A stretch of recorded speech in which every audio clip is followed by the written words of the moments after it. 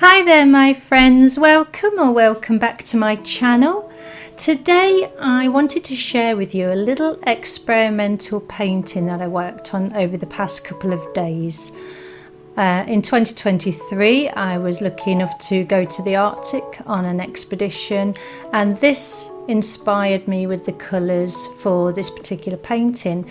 Now this painting is only 8 inches by 11 inches, and I did it again as an experiment for a larger piece I'm going to be working on.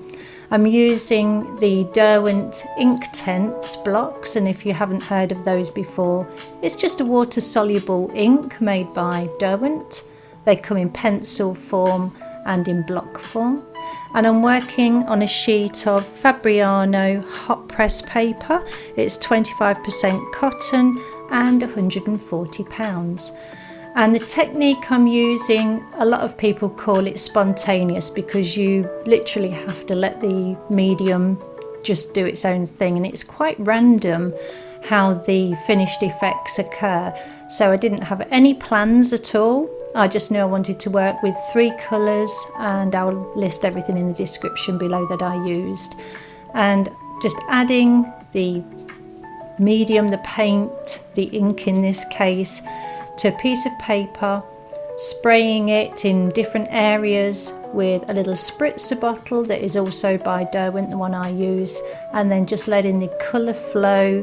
Where it touches wet paper, it'll flow a little bit faster, and you can help it along by spraying it where you want to. It is a messy process, and I didn't know whether this video was actually going to be worth sharing at the end because of me having to keep tilting the board. But you can get the idea what's actually happening. Obviously you can pick the pigment up and pop it onto the paper with a brush, or as you can see here, I'm just wetting the end of one of the Inktense bars and just letting the pigment drip onto the paper. And as the painting progresses, personally I can start to see things within the patterns that the paint creates. And it led me to the finished painting that you can see in the bottom right hand corner of the screen. But for now, just getting this background in, I'll let the music play and I will jump in and add some commentary when needed.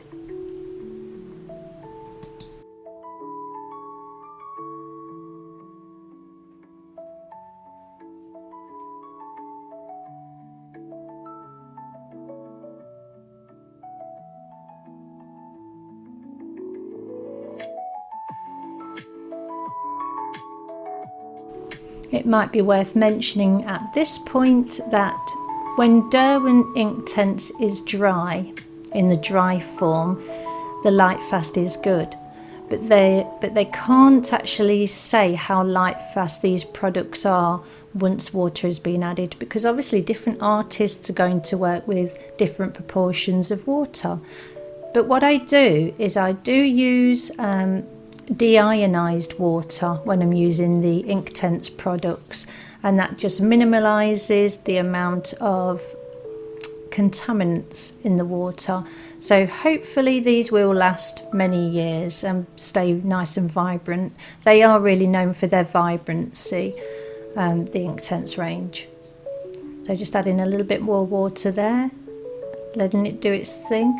You do need quite a sturdy paper, so obviously this is going to take quite a bit of battering. There's quite a bit of water being thrown at it, but because it's on such a small scale, this sheet of Fabriano works relatively well. It does cockle, but it does dry back into place with a hairdryer.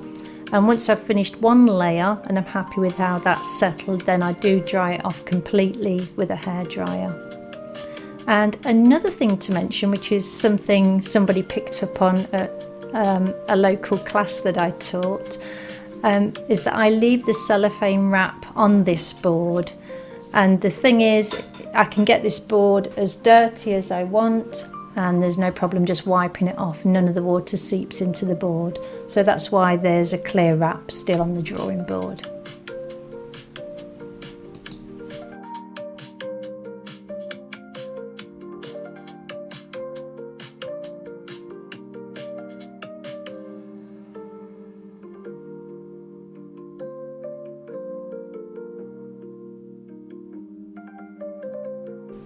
Another thing worth mentioning at the moment is that Inktense, when it's dry, so when the pigment has been wetted and then left to dry, it's pretty much permanent, and that's one of the lovely qualities about it. You can use it on fabrics, canvas, paper, just about anything really, but you need to make sure that all of the pigment has been activated, because you might think everything's dry and permanent, but if the pigment in certain areas hasn't been activated, then it will activate it on the next layer.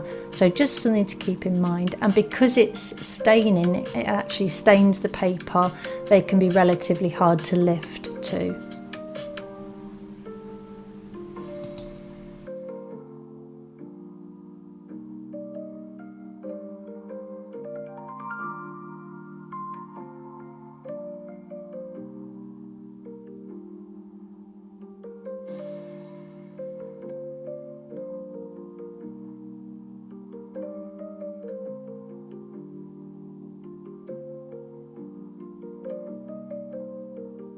This was quite a quick project. I think I completed it in just a couple of hours, and obviously it's easy to relax when you're doing one of these projects because you're not copying or working from a reference image. You're literally playing, experimenting and just having some fun, with plenty of coffee in my case. Those that know me well will know that I do like a mug of coffee. So just spraying some more water on the bottom. I really, at this point, I didn't know what I was going to be doing with the bottom of the painting yet. I just wanted to get as much as I could of a natural effect, an organic effect. And I think the top half of the painting was doing that for me. It was giving a sense of stylized realism, I guess. And I just love the colours. If you've ever been to the Arctic or you've seen photographs from the Arctic or videos, there's all these turquoises and greens in the ice, and it is just amazing. It's spellbinding.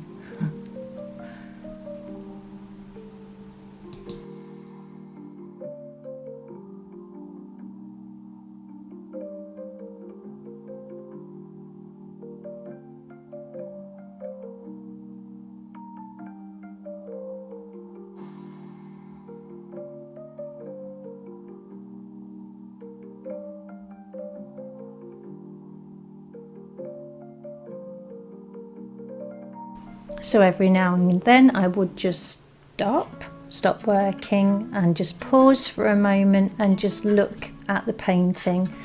And I haven't kept it in the video, but I did keep standing up as well so I could get a higher perspective on the painting and how it was developing. Because when you're hunched over or sitting really close to something, it's easy to lose your vision of how everything's progressing and forming.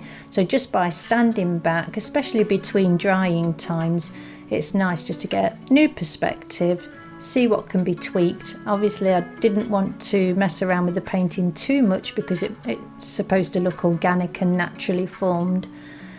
So I then took a photograph of the piece how it was, popped it into my iPad, and then digitally I added some water at the bottom to see if that suited how I wanted the feel of the painting to be, and it did. So I put my iPad away, made another coffee, back to the painting, and I just wanted to add a sense of water at the bottom, but I didn't want to depict a big ocean or anything like that.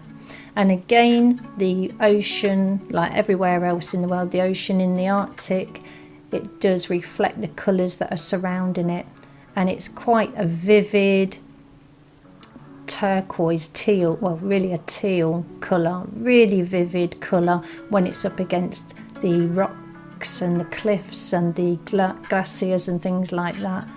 Lots of colour in the ocean, but I didn't want to make it too in your face because I didn't want to pull away from the colours that are actually in the background itself. And it was now that I was thinking a little polar bear somewhere would give a feeling of the immensity of the background. So you'll see that coming up in the next clip.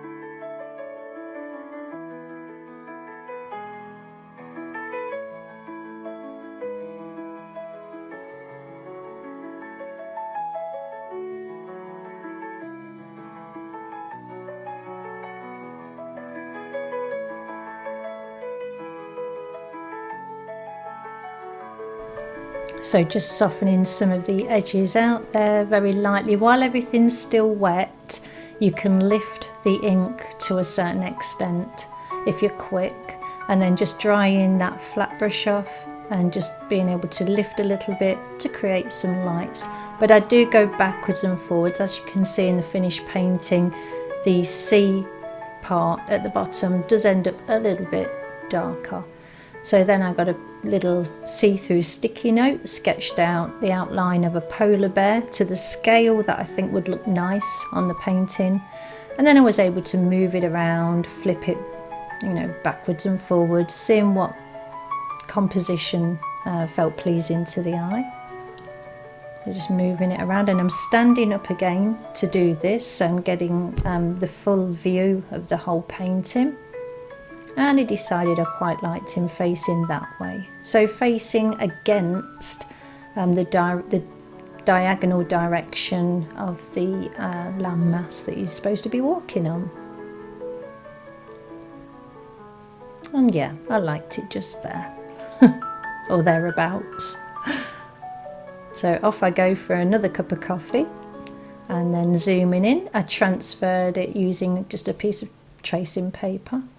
And this is when I reached for some white gouache. It's the Dr. P.H. Martin's Bleed Proof White, and it's just, yeah, a white gouache.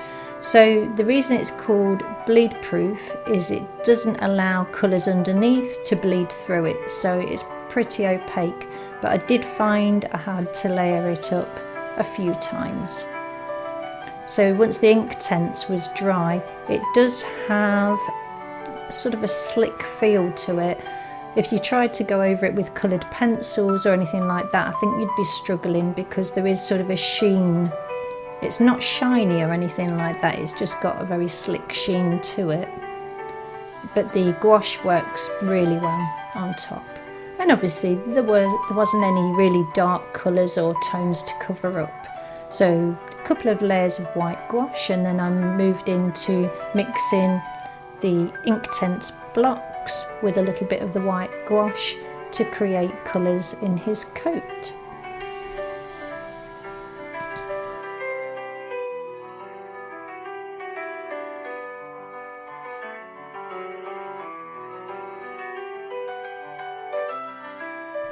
It seems quite funny watching this bit, because I didn't realise I was painting this part last night. Don't think I realised I was getting really tired. It'd been a long day, and obviously working on something so small is quite tiring too. So yeah, no wonder I was tired. I'd forgotten how small this little polar bear is.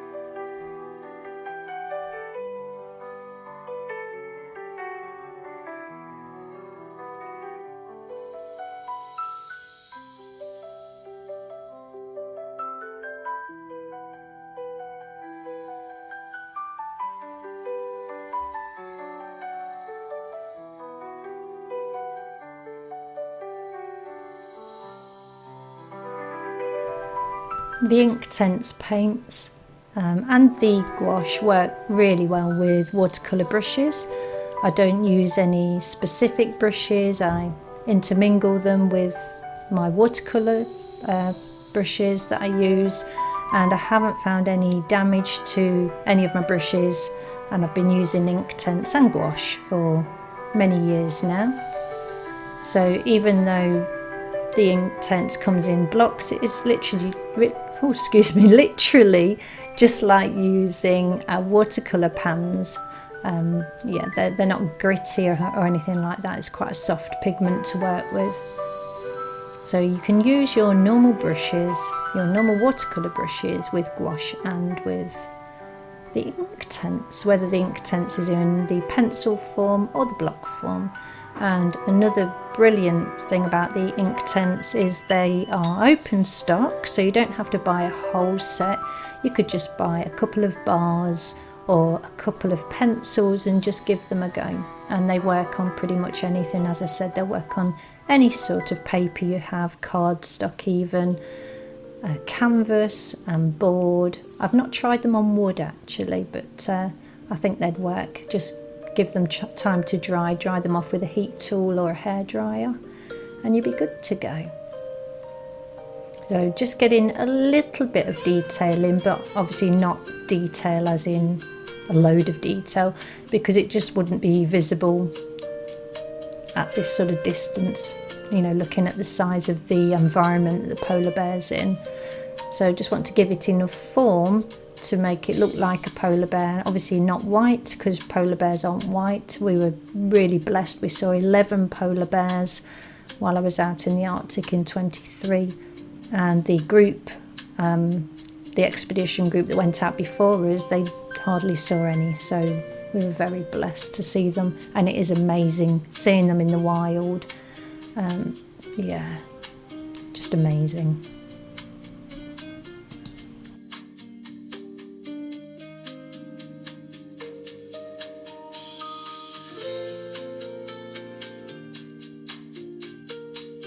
So when I'm adding colour on top of this white gouache, anybody that's worked with gouache before will know it is reactive, so you can keep reactivating it with water.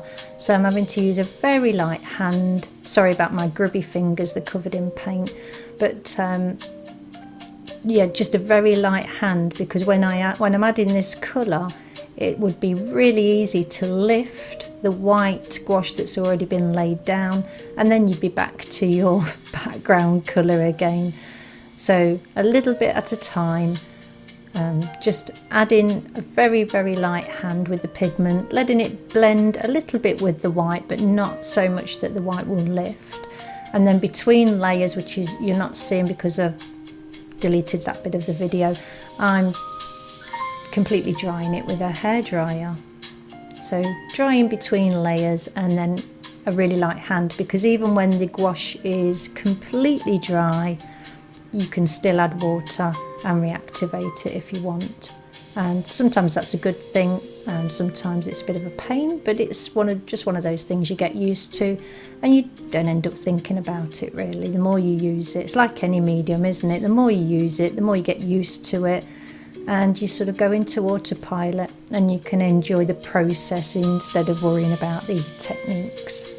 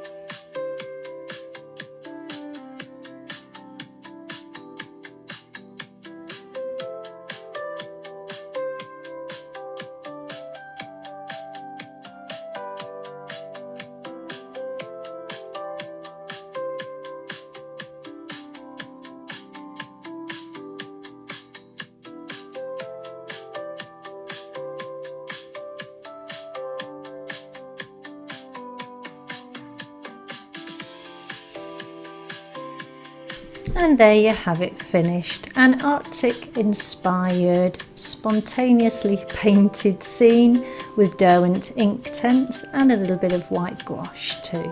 I hope you've all enjoyed my video today. If you have, please like and subscribe, and I will see you all soon. Bye for now. Bye.